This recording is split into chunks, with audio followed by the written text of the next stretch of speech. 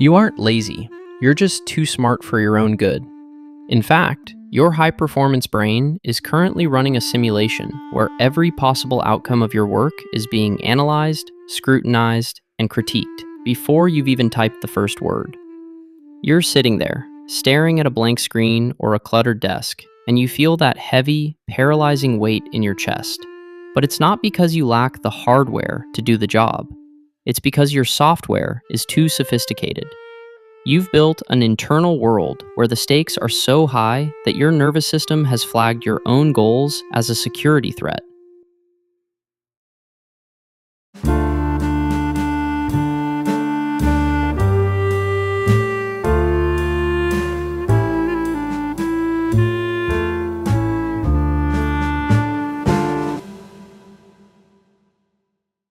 But here is the question that's going to set the comments on fire, and I want you to be brutally honest. Is your procrastination a sign of a high-level mind protecting itself from burnout? Or is it just a sophisticated way of being an intellectual coward who's afraid to find out they aren't actually as gifted as they were told? Tell me what that one final boss project is that you've been putting off for months, the one that actually scares you. By the way, I read and reply to all the comments you leave, and if you hit that like button, it honestly makes my day and puts a massive smile on my face. When we talk about the psychology of the smart procrastinator, we have to deconstruct the perfectionism firewall. Most people think procrastination is about time management, but for the intelligent individual, it's actually about emotion management. Your brain is a high-resolution processor. When you think about a task, you don't just see the task, you see the potential for failure, the potential for social judgment, and the potential for your own identity to be shattered if the output isn't perfect. You have tied your net worth as a human being to the quality of your output. Because you were likely praised for being smart rather than hardworking in the early levels of the simulation, you've developed a legacy program that says if the work is hard, or if the work isn't immediately brilliant, then you must not be smart anymore. To avoid this system error, your brain chooses to stay in the planning phase forever. As long as you don't start, you haven't failed. You are living in a state of infinite potential, which feels safer than the finite reality of a mediocre first draft. This leads directly into the analysis paralysis glitch. A lower resolution brain sees a mountain and starts climbing. A high-resolution brain calculates the incline, the oxygen levels, the structural integrity of the rock, and the probability of a storm. By the time you finish the pre-flight analysis, you're too exhausted to actually fly. You are suffering from over-optimization. You want the perfect tool, the perfect environment, and the perfect mood before you begin. You've spent 3 hours researching the best productivity apps instead of actually being productive. This is a dopamine hack your brain uses to make you feel like you're making progress while you're actually just spinning your wheels in the mud. You've turned preparation into a procrastination shield. We have to look at the neurobiology of this conflict, specifically the prefrontal cortex versus the amygdala. Your prefrontal cortex is the architect. It knows you need to finish that report to level up in your career. But your amygdala is the security guard, and it's currently screaming that the report is a threat to your ego. When smart people procrastinate, they are experiencing a limbic hijack. The amygdala wins the battle for system control, and it shuts down the higher order thinking to save you from the stress of the task. You end up cleaning the entire house or organizing your digital files because those are low-stakes missions that provide a small dopamine hit without the risk of intellectual failure. You are productively procrastinating, which is the most dangerous form because it allows you to maintain the illusion of effort while avoiding the work that matters. There is also the gifted child burnout script. If you spent the first 18 years of the simulation being told everything was easy for you, your brain never developed the effort drivers needed for the higher levels. You learned that success is something that happens instantly. When you hit a task that actually requires iterative failure, meaning you have to suck at it before you're good at it, Your system triggers a critical failure. You feel a sense of shame because the work isn't flowing effortlessly. You think, if I were actually smart, this wouldn't be this hard. So you retreat. You go back to the things you're already good at. You become a king of the sandbox because you're terrified of being a novice in the ocean. You are protecting a version of yourself that was created when you were 10 years old, and it's keeping you from the version you're supposed to become. We have to address the Chronos glitch, the way intelligent people perceive time. Smart people are often temporal optimists. Because you've spent your life being able to process data faster than the average unit in the simulation, you've convinced yourself that you can do a 10-hour project in 2 hours. You wait until the deadline pressure is so high that your brain finally releases enough adrenaline to bypass the perfectionism firewall. This is the pressure dopamine loop. You've trained your brain to only function in crisis mode. You tell yourself, I work better under pressure. But the reality is that you only work under pressure because the fear of the deadline finally outweighs the fear of the failure. You are living a high-stress simulation that is slowly corroding your internal hardware just to get the job done. You're not being efficient. You're being a crisis addict. This addiction to the last-minute rush creates a quality ceiling.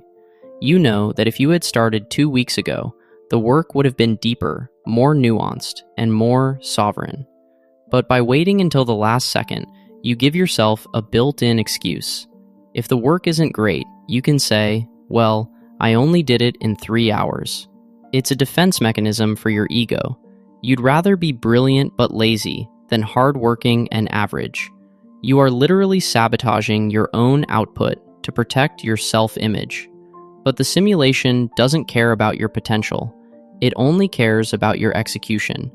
A finished C-grade project is infinitely more valuable than a perfect idea that's still stuck in your mental cache. The simulation thrives on your procrastination.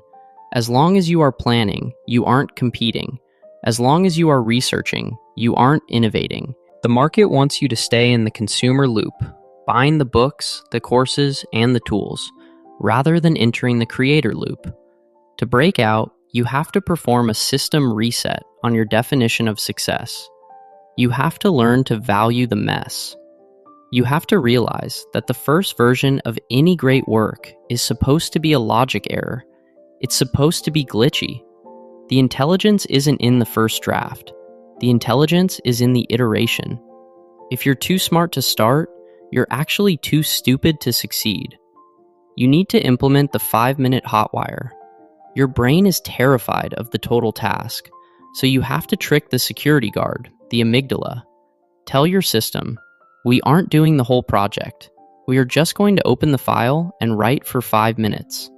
Because the energy cost of 5 minutes is so low, the amygdala doesn't flag it as a threat. Once you're inside the task, the friction of starting evaporates, and your high-performance processor finally kicks in.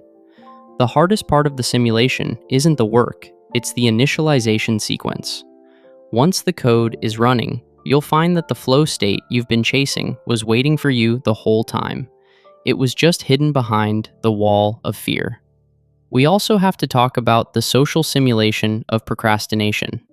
Sometimes, smart people put things off because they are rebelling against a system they find boring or beneath them. You feel that by procrastinating, you are asserting your sovereignty over a deadline you didn't choose. But this is a self-destructive script. You aren't hurting the system by being late. You're only lowering your own status and limiting your future options. True sovereignty isn't resistance, it's mastery. If you think a task is beneath you, finish it so fast and so well that you never have to do it again. Don't let your arrogance turn into your ankle weights. The tribe often tells you that you just need more discipline or a better calendar, but those are surface-level patches for a core logic error. You don't need a new calendar, you need a new relationship with failure. You have to stop viewing mistakes as identity attacks and start viewing them as data points. The more you fail, the more information you have to optimize the next run. The smartest people in the simulation aren't the ones who never glitch. They are the ones who debug the fastest. They have separated their value from their performance.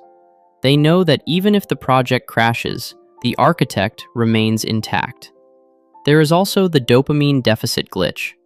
Many smart people have brains that are reward-starved. Because you process things quickly, you get bored easily. If a task doesn't have an immediate novelty reward, your brain starts looking for side quests, YouTube, social media, or a new hobby. You are neurochemically bored. To fix this, you have to gamify the mission. Break your work into micro levels with instant rewards. Don't wait for the final boss to feel a sense of achievement. Celebrate the small saves.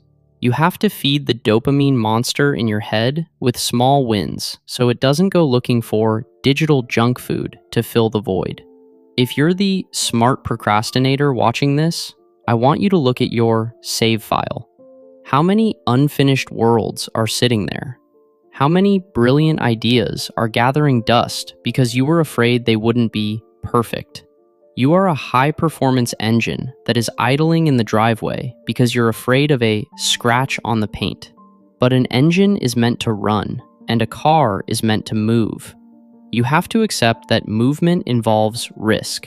You have to be willing to be average for a few days so that you can eventually be exceptional. The simulation is waiting for your input. The Council of Truth doesn't care about your IQ score or your potential. It only cares about what you execute. It's time to stop analyzing the simulation and start playing the game. You've spent long enough in the loading screen. It's time to hit start. It's time to overwrite the fear with action.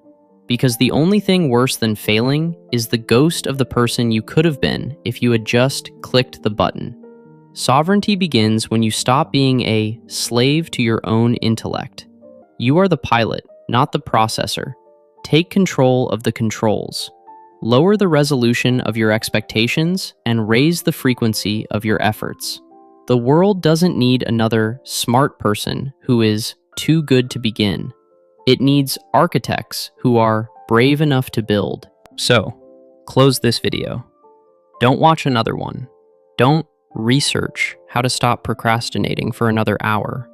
Just go to that file. Open it. Write one sentence. Draw one line. Make one call. Initialization starts now. Hit save on your future today by deleting the need for perfection. Turn the processor away from self-criticism and toward problem-solving, because a life lived in potential is just a long, slow shutdown, and you were built for peak performance.